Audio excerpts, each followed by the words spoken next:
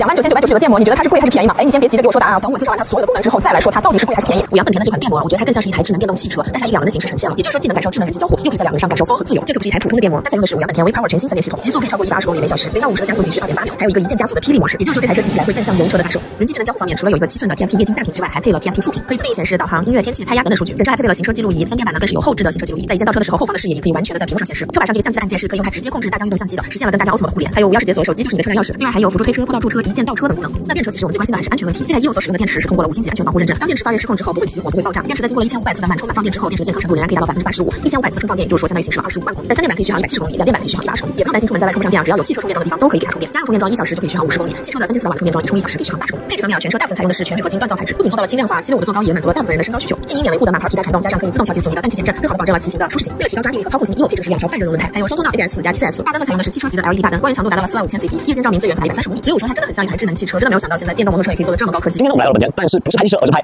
电摩。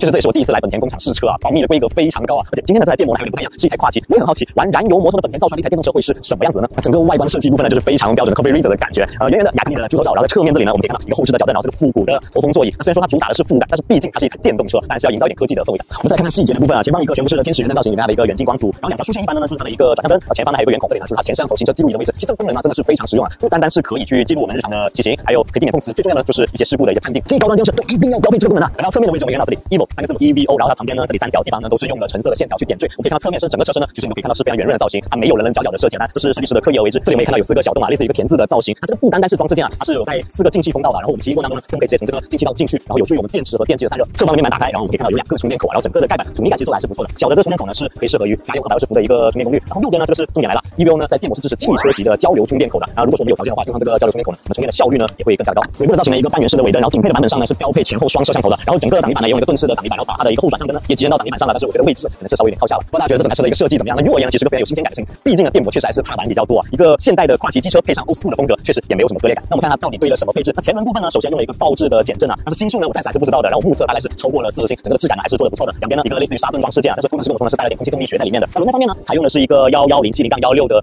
尺寸，然后呢前面的大含径的一个碟刹配上了一个辐射卡钳，双通道的 ABS 肯定也是不会少，它的品牌来自于本田一直在用的航特。那这套 ABS 呢我在工厂也去试验过了，那整个的介入打头感我觉得也非常的及时，然后有效的防止车轮爆死而产生的侧滑。整个后轮部分呢，首先是用了一个中置的气瓶减震，支持预载阻尼可调，然后轮胎尺寸呢是14070/14的尺寸，那前方呢是一个16寸，然后后方是14寸，然后一个碟刹环境配了一个对置的双活塞卡钳，颜色比较骚气，是金色的，然后 TCS 功能绝对也不会少，然后这里呢是一个后座的搁脚，方便我们后座的人体挡泥板使用啊。然后最关键的地方在哪里呢？就是它的一个中置电机，它的一个中置电机呢是额定8000瓦的功率，皮带传动，让我们听一下它的声浪。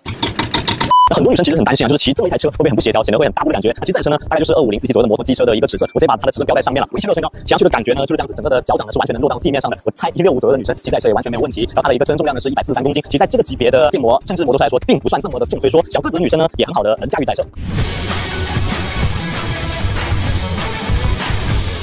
毕竟我从小生活在静摩城市，我是很少机会能接触到很多摩托车，所以不能给大家准确的描述这台电摩和平时骑的油摩有什么区别。但是电动车我骑得多，评价一台电动车到底如何？简单来说就是几个维度：电门响应先进程度、车架结构设计和电池续航水平。EVO 在3电系统上呢采用额定8000瓦的风冷电机，目前我这台呢是配了3块7428的电池，这台呢是支持3电并联的，是个惊喜点，而且配了汽车级的充电口，续航呢可以不用过于焦虑。那极速呢在工信部的资料中显示呢，2个版本分别是最高的110公里和120公里每小时，实际上呢现场有每小时跑到了130以上，整台车的加速体感不是那种很冲的感觉，电门的响应还是很线性的。中置电机呢在中后段依旧有源源不断的动力 ，ABS 和刹车制动感觉做得不错，全力制动时呢双通道 ABS 介入的很及时，在绕桩和桩筒赛道体验中呢 EVO 车架传递处确实有大厂的水准，很整，转向和后轮循迹性都很灵活。作为一台新时代的电摩而言呢，它的智能功能肯定不能少，但是这是在本田EVO这次的活动上呢，它其实还是比较专注于在它的驾控方面的一些感悟，但是很多的一些智能配备啊，是我自己发现的。首先，它的一个车机呢用了一个 TFT 的海绵，它的尺寸也很大，那里面的功能其实也是非常多的。我们可以进入我们的菜单按键，让它看一下里面到底能设置什么功能，还是非常多，什么 ABS、TCS 都可以在里面直接开。大家可以看下面还有个面板的位置啊，然后这整个面板呢，这里呢是 NFC 卡镁钥匙的位置，这里呢还有个小小的屏幕，里面还能显示日期、它的地址，还有个气温啊，还是小小的点睛之笔。然后我们打开盖板看一下，里面呢是一个小小的橱，我们放下手机，然后我们再把这个盖板打开给大家看一下，里面呢竟然带了一块7428的电池啊。那我们本身这里面的一个电池上面都放了2块7428，代表这台车呢是支持3电并联的。3块7428的情况下，我相信续航应该不用这么焦虑了吧。